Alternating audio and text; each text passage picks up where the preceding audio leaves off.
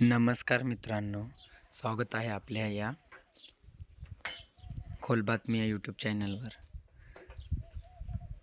Net परीक्षेमुळे आत्महत्या केलेल्या विद्यार्थ्याची म्हणत, सॉरी मी खूप दूर जात आहे. आत्महत्येच्या चिठ्ठीत हे लिहून 22 वर्षीय उमेश माळी यांनी आत्महत्या केली. नीट एक्झामच्या पेपरफुटीमुळे 7व्या विद्यार्थ्या आत्महत्येला बळी पडला आहे.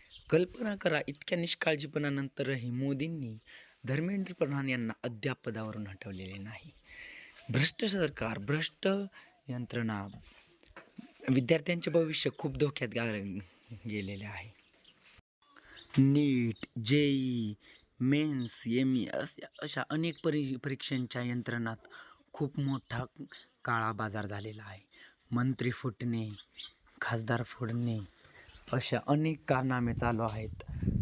पंतप्रधान मोदी शिक्षण व्यवस्थेला नाकाम करत आहे आणि धर्मव्यवस्था, धर्मगुरू, मंदिरे, मस्जिदे यांसारख्या गोष्टींना प्रोत्साहन देत आहे. मात्र नीट, MBBS सारख्या विद्यार्थ्यांच्या आत्महत्याकडे अजिबात लक्ष देत नाही.